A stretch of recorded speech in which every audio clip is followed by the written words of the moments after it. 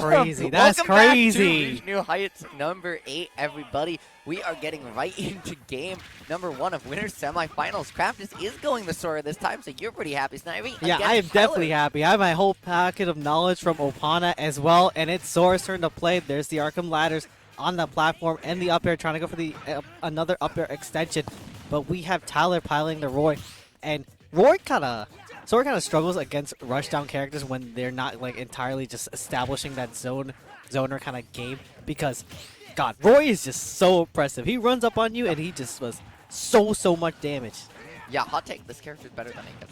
I said it. This character is just as fast, but does way more consistent damage and just like is more consistent to having the best of both worlds without having to commit to either. Also has a better disadvantage state.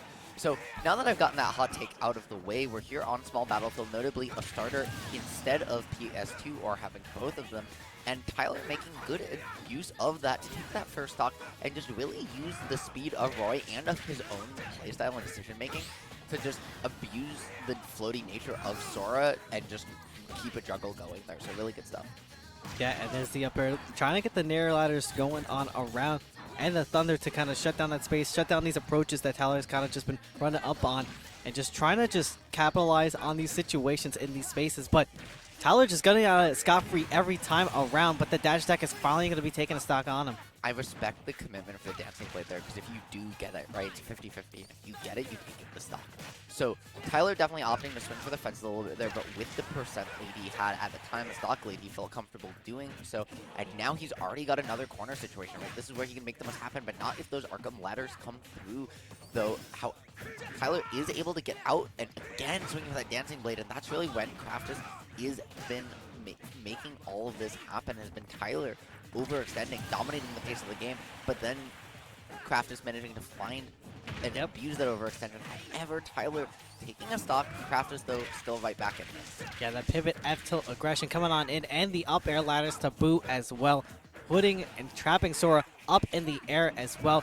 And you see Craftis trying to go for a counter. I think it was a little bit of a too much commitment with that, just trying to two-frame the Roar recovery, but it does not matter right now. We are still just trapping at the ledge and just trying to go on low. There's a Thunder finally taking stock and making it a very even game at the moment. Yeah, no, Thundaga is very good against a character like Roy, who's going to travel in that diagonal vertical pattern with a linear recovery, and the counter as well. Sora's counter just absolutely disrupting every move. It can't trade because it just stops your move from happening when it makes contact. Kraft is managing almost to find a stock and steal that game, but now still stuck in the corner. Or Tyler with an incredible ledge trap, but not getting the sweet spot on the dancing blade, not going to find it, Snivy. And if Craftis can get his way out of this corner, I think he can still win this game. Yeah, and allowing Craftis to just have this space to come back onto stage. Tyler just finds the jab to put him off in the corner again, and trying to just two-frame with the downer as well to send in another direction, and still just trying to convert off these jabs as well. Craftis is getting the kind of upper hand in this situation with these backers, just trying to reversal it all around, but unfortunately not getting the nair ladder. The up B out of shield, not gonna do it. Yep, but using the edge cancel there off that side B as well. Just finding a way back to stage. And this is, you have to edge trap against Sora, but not opting in such a high percent to edge guard. It's not gonna matter when you're on the ledge of platform. When you get put in a situation where you're forced to tap, if you roll in or tech in place, it's the same. So it becomes a 50-50. But with as big as Sora's sword hitbox is, Sora's up air is low-key his most DLC. Right, right? that disjoint is DLC privilege. It covers the entire platform. It combos into oneself. It also kills very early. Like, that move is very strong. And in that situation, right, Craftis basically said, miss tech in place, roll, I don't care. I got like, this. I'll cover it. Yeah, this just covers everything. Finding the stock, somehow stealing away a game one that was felt very in favor of Tyler the whole way through. And that being said, Tyler opening right up, trying to show you that game number 1 was a fluke, 46% straight on the board. Yeah, and honestly, I like that they're kind of taking this back to an aggressive stage, but, you know, not so much because Tyler, you know, he has the speed, he has that aggression to keep it up, and with Sora, I would imagine you kind of want a lot more space to kind of move around and just kind of just zone out with Tyler and just kind of give yourself a lot of this room to kind of react to these approaches around. But this time around, Craftis is having a nice upper hand here, but committing to the dash grab, unfortunately, Tyler's looking to capitalize so much on this, trapping on the platform. There's the Nair 1, looking to put puts in the work here at the ledge as well. And here we go. We got the I lure. will say, I'm interested that Nair 1 went into an up air because it does true combo into F smash, which would have taken the stock. So Tyler maybe not quite thinking of that, getting caught by the Thundaga again. So good against that up B, finding his way back to stage. But really interesting that Tyler opted to go back to small battlefield instead of PS2. Yes, it's smaller. Yes, Craftis can't get away from you as easily. However, the platforms being lower on the stage, being battlefield height, means that it's way easier for Sora to do his loops than on a stage like PS2. And that makes it very scary. Tyler, maybe not considering that, maybe not knowing that, not sure, but either way, bringing it back to small battlefield and losing a stock there again for it. Yeah, nice, solid Nair into the up air conversion from Craftis, making this a nice, even game again. But Tyler just hopping through the Thunder, not caring around, because Thunder does have gaps in between, so you are able to do it if you get the timing on deck like that. But Craftis is going to come out swinging, just putting in the work right now, and just falling into the arms of Plazaga. Though you got to watch out for those 3 little ice bits. They will inevitably kind of just get you if you're not very careful. No, and that move also, like, it can keep you frozen. Again, Nair 1 into jab, fair. Just Tyler not opting for a jab back air, not opting for anything too fancy, just trying to rack on this damage when it matters most. Again, another jab fair, that one missing entirely, but still managing to find a dash attack to cover afterwards. Some very good stuff from him. I'm amazed that he was able to just think so far ahead to cover all of those offenses. Craftis' DI has been on lock with those jabs. He is not trying to get hit by any of these jab back airs. And, you know, he's meeting his mark, just finding him back to the stage, trying to just trap him on the platform as well. But Craftis gets a good old back swing himself, just trying to set up for this really good situation to take this stock and this lead from Tyler. But unfortunately, missing the up smash, he will be getting it once again. Yeah, and the fact of this is the same situation as last game. Tyler had a lead consistent the whole way through. But all that matters, right, is whether that last stock is taken first.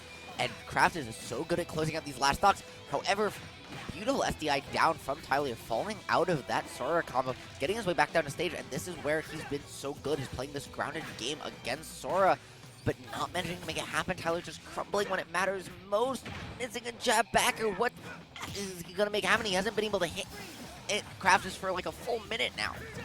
Yeah, and Craftis has so much advantage in this stage position, just holding the center right now. He just has to play it out very, very well, kind of slow it down to where he can just trap and allow himself to just not get hit by the jab forward air, taking us to a game 3. Yeah, no, Tyler definitely getting a little bit, I don't want to say lucky, but like really having to just, he got the moment to breathe and fine on the stock. But that started to look scary a little bit. Started to look like game 1 all over again. And I think what the ending of that game shows you is momentum isn't real, guys. You just gotta clutch it out. The momentum is real. No.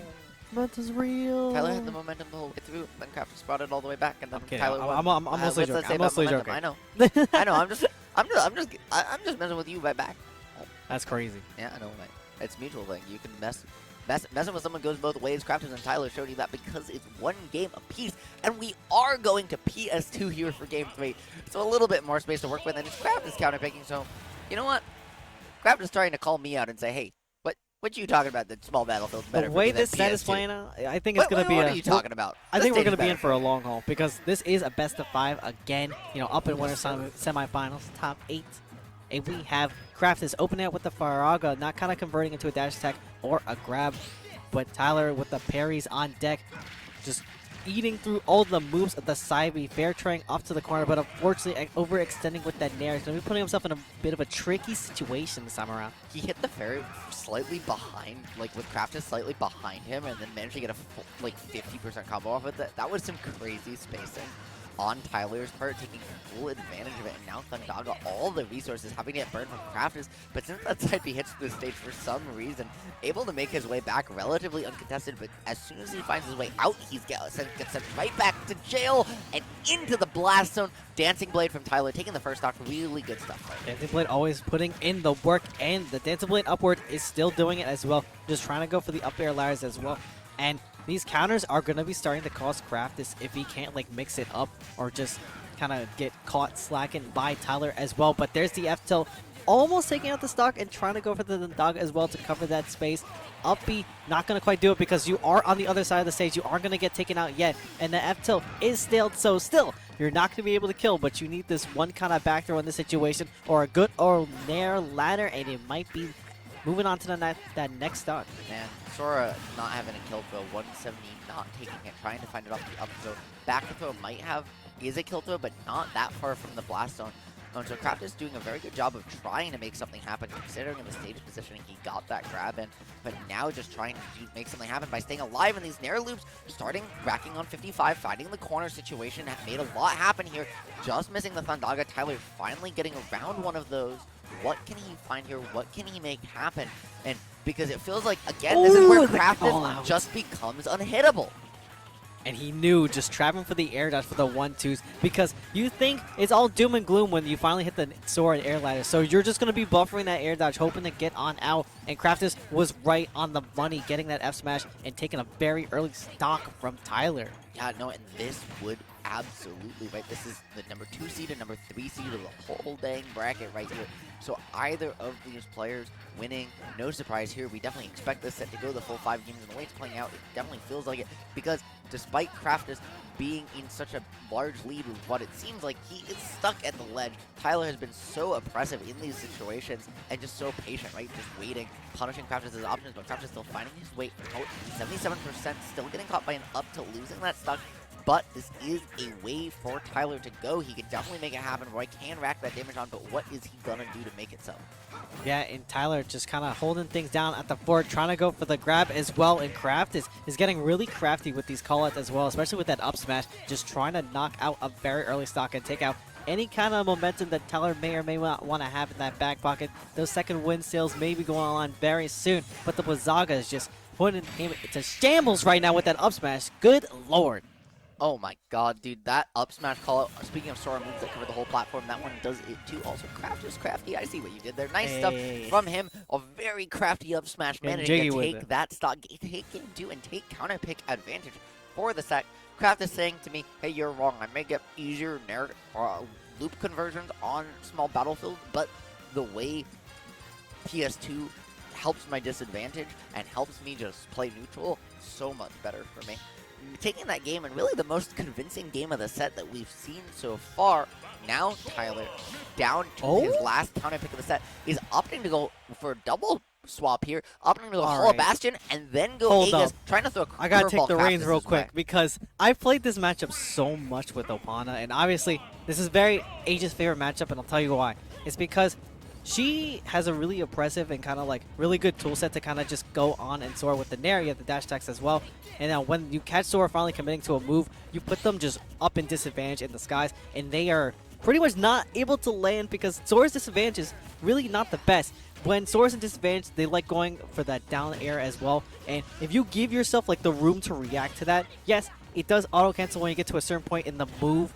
You can't just snuff it out and just hang over him with an up air. But if you space it like that, you are going to be still chilling. But hold up, we're still in disadvantage state right now. We have the Pyra on deck, and there's the down air connecting to the up B, and that's almost a stock. Okay, still hanging on. So I'm gonna agree and disagree with you here. I do think that vertically this matchup is Aegis favor, but horizontally I think it is Sora favor. So it really depends. If Craftis can get these coast to coast coming, kind of get Tyler in the corner, he has an opportunity to take a full advantage of Aegis' poor disadvantage state, better than honestly most other characters in the game, and really just a 0 to death here, right? Both these characters in disadvantage are so hard to get out of against the other one.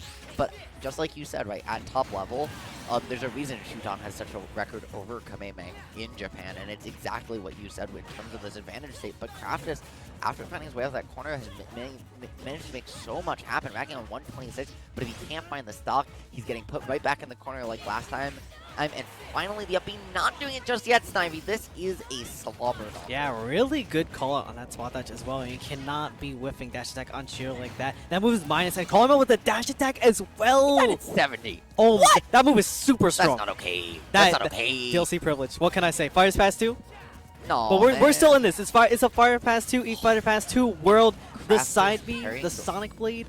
Oh, there's that counterplay we were talking about earlier. But also, Craftis pairing the landing hitbox on Aegis Nair, on that Myth of a Nair, exactly what you have to do if you want to punish that move. Unfortunately, Tyler, just his positioning, he's just sort of didn't have an option to really hit it. But making it happen, this ledge trap, again, Tyler just managing to keep it going. When Craftis gets out, this is where he makes things happen, but Tyler really not trying to let him out of the corner and just abuse this frame data, just abuse this position, really trying to force the game 5 that I think everyone in the venue, everyone at home really does want to see out of the set.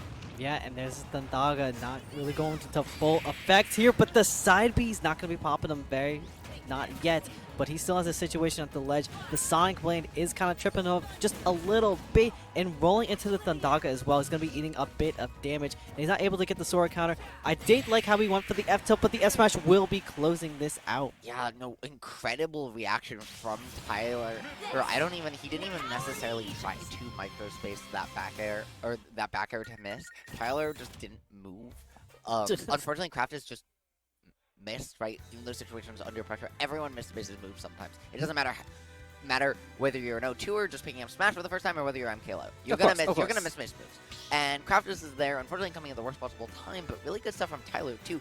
Realizing that, wait, this back air's with him. F-smash.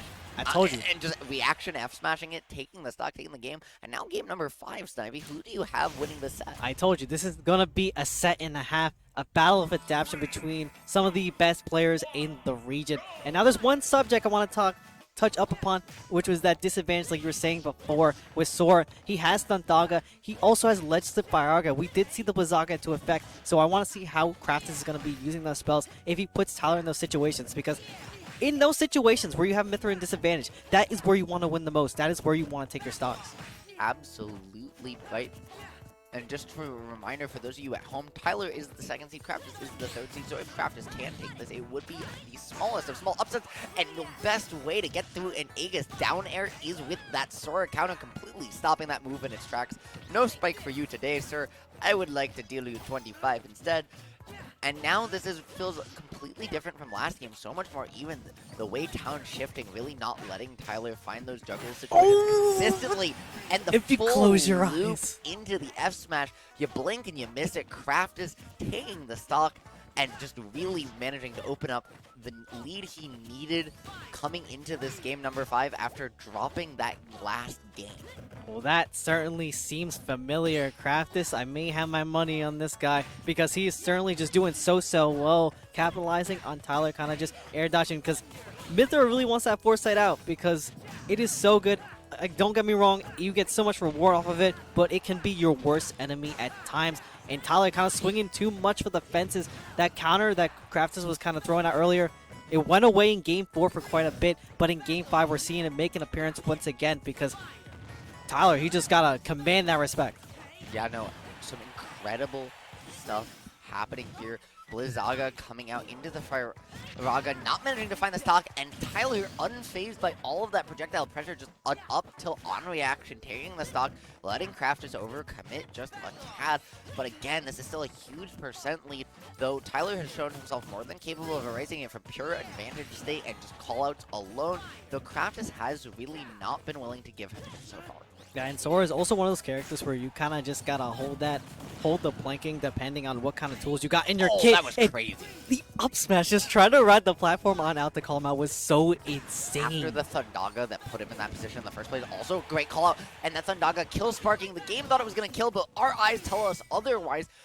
Managing to find his way out, and Tyler smartly not mashing there. If he did, he would have been very dead, but instead just managing to take a little bit of person. But at 170, you are dead to that up B. Tyler on his last stock of winner's side Snivy. This is Craftis doing what you said might be impossible. This might be Sora taking it over Aegis here. Yeah, that's right. You know that Craftis has been playing this matchup so much. He's been abusing Tyler's kind of habits and his aggression as well as using it against him.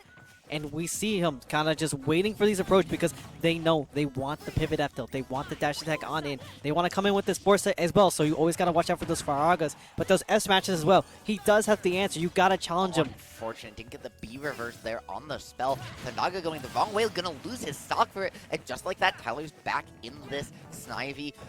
This is coming in from before, right? Aegis is so favored in this matchup vertically, but horizontally, Sora is putting it in, and Craftis is taking full advantage. But now, at the corner, getting juggled 60%, just like that, it's even. This could go anywhere. Is Craftis going to hold it together? Is Tyler going to clutch it out, Snivy? We are going to see in just a couple seconds here. Yeah, and you have the Pyra just Sonic blading through the shield. So bold, so bold, and jumping in the face of Sora as well. You can see that Tyler is just staying on the Pyra because he knows he wants to go for that solid kill. But a really good switch with the Mithra. Just wants to get back in and win those neutral interactions and putting to a situation where he can just kind of get ledge trapped. What an air dodge, avoiding the fastball that would have been the game had he made it happen. The back throw, not going to do it just yet, but with Thundaga, this is where you want to be. But Tyler routing around it, he saved that for when it matters most. And now force Craftis into a last stock, last hit situation. Coming out of the platform, just missing the fire. That would have come in an up smash, but the up smash wait from Tyler just opting to try and make Craftis uncomfortable. Craftis with a beautiful shield discipline. What's he going to do? And this could be it. Yeah, not quite falling for the empty hop as well, but the Thundaga trapping on the platform as well. This is so scary because one hit from that up B, one hit from that up air is what we're going to do, but the up air from Sora is going to be taking this out in a banger game 5. Are you kidding me? That was the set of the tournament right there. You can't even be mad. I cannot. Though, he expected that. He didn't even pop off after you. You see that? He goes the distance. He gets pushed to his absolute limits. Last hit, last stock, and he's just like, okay, all right. Bring it in. We'll play. Bring it in. Let's do the match of the set. You know, having a good time. Game recognizes game, right? And both those players pushed each other to their absolute limits. But at the end of the day, Craftis, especially on that Town and City counter pick, just didn't get caught in the air, right? He just didn't get caught by Tyler. Tyler wasn't able to keep him juggled, prevent him from landing, as you were saying. And he did a really good job of mixing up his fall speeds, avoiding fastball air dodges and just mixing in regular neutral air dodges to not put himself in the position to get caught by those Pyra up airs, and was able to push Aegis to the corner and really just make it happen. So, as we were saying, right, Sora loses that match vertically, but wins horizontally, which is maybe not what you'd expect from a floaty versus fast faller. No, yeah, it's one